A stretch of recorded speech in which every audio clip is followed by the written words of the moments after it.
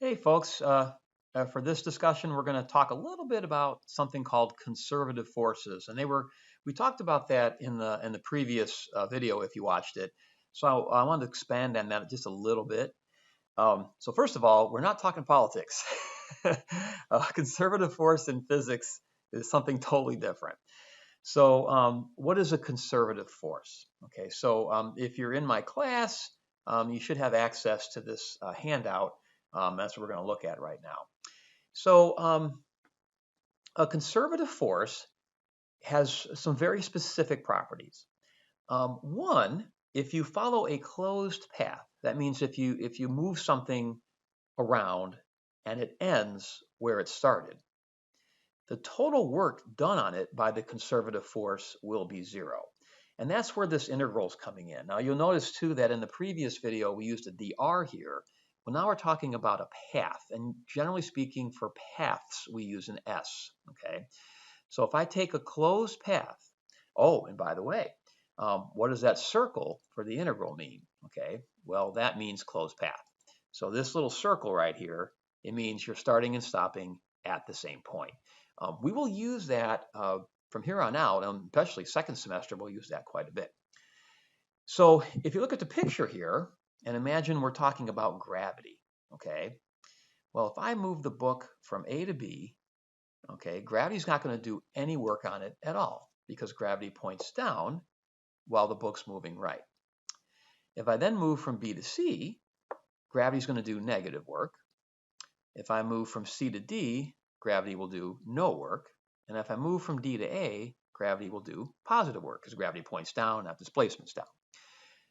The amount of work going from B to C and the amount of work going from D to A will be identical but opposite sign. So if I add them all together, you get a zero. Okay.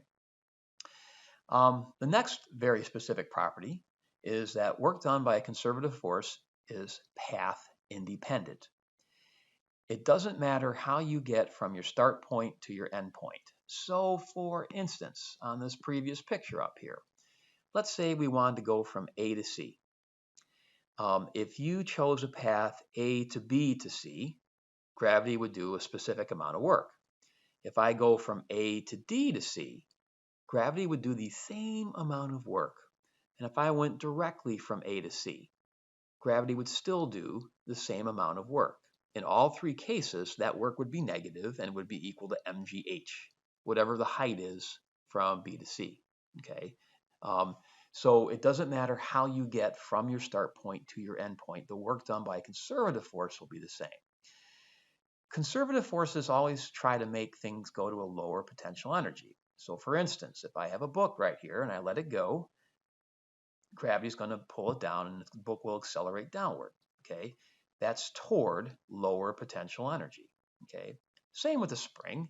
If we have a stretched out spring, let's say it's attached to the wall there, and you attach your book to the spring will pull the book toward it to as the spring uncompresses or unexpands, and the spring will be losing, the spring system will be losing potential energy. Okay.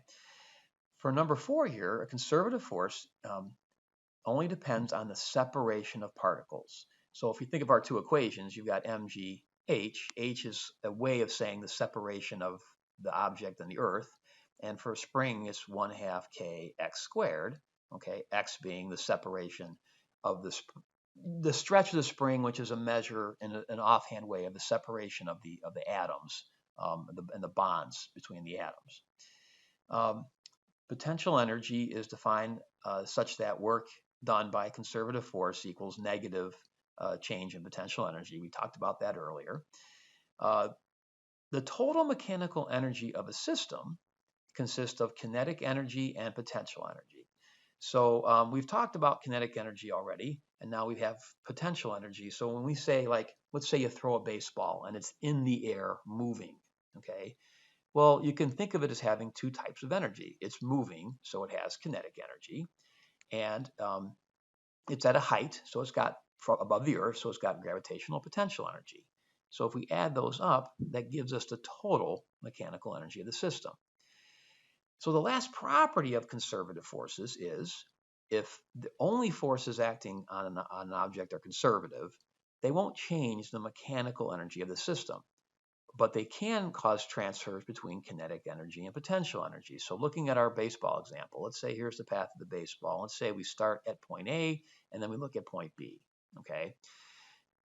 And so this is after we've thrown the ball. Well, the only force acting on it after we've thrown the ball is gravity. So as the ball goes from A to B, at A it has more kinetic energy and probably less potential. At point B, it's going to be going slower. It's going to have less kinetic, but more potential. But if I add these two numbers and these two numbers, I'm going to get the same answer.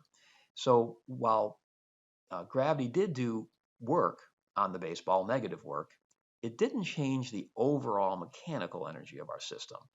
It decreased the kinetic, but it increased the potential energy.